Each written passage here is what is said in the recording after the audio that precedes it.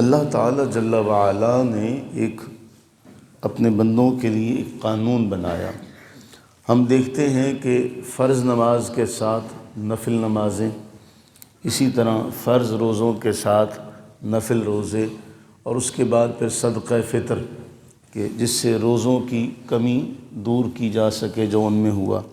اسی طرح نوافل کے بارے ارشاد فرمایا کہ جو فرائض میں کمی ہوگی وہ نوافل کے ذریعے پوری کی جائے گی۔ یہ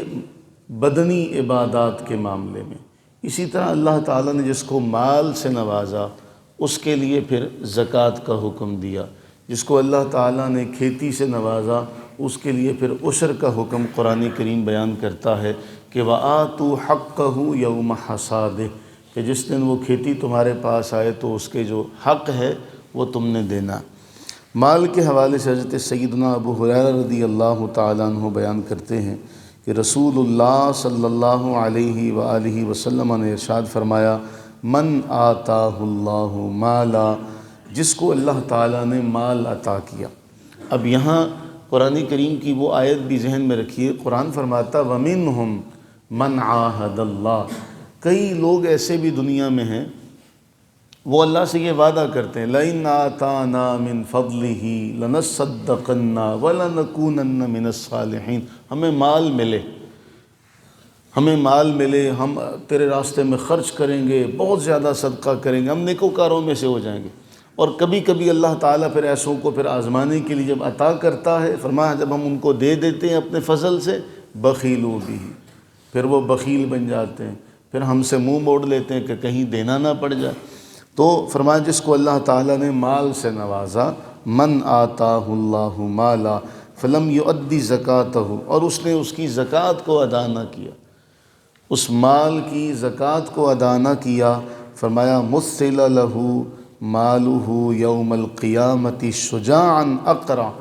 تو اللہ تعالیٰ اس کے مال کو قیامت کے دن ایک ایسے سانپ کی صورت میں بنا دے گا جو بڑا بھیانک اور خوفناک ہوگا، اور یأخذ بلہزمتہ یوم القیامہ، پھر وہ قیامت کے دن اس کے پیچھے پیچھے ہوگا، اس کو کاٹے گا، اس کے پیچھے دوڑے گا، اس کو پکڑے گا اور کہے گا انا مالک انا کنزک، میں تیرا مال ہوں، میں تیرا خزانہ ہوں۔ ثم طلع هذه الآیہ، پھر نبی صلی اللہ علیہ وآلہ وسلم نے قرآن کی آیت تلاوت کی وَلَا يَحْسَبَنَّ الَّذِينَ يَبْخَلُونَ بِمَا آتَاهُمُ اللَّهُ مِنْ فَضْلِهِ، وہ لوگ یہ گمان نہ کرے جو مال پر بخیل بن کے بیٹھے ہیں کہ یہ مال ان کے لیے خیر ہے، نہیں، یہ ان کے لیے شر ہے۔ سَيُطَوَّقُونَ بِهِ، پھر ہم اس کو کیا کریں گے، طوق بنا کے ان کے گلوں میں ڈال دیں گے۔ اس طرح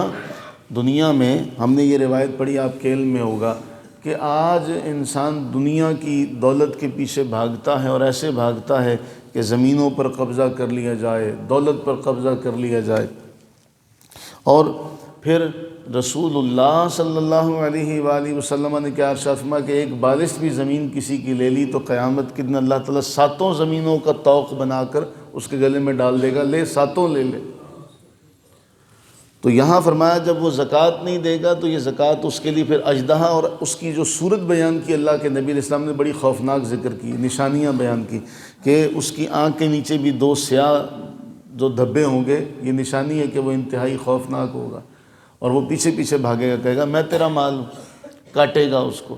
اور انسان آگے آگے ہوگا کہ نہیں یہ میرا مال نہیں، یہ میرے مال کی صورت۔ تو جس کی ہم نے زکوٰۃ ادا نہیں کی پھر اس کا یہ حال ہوگا۔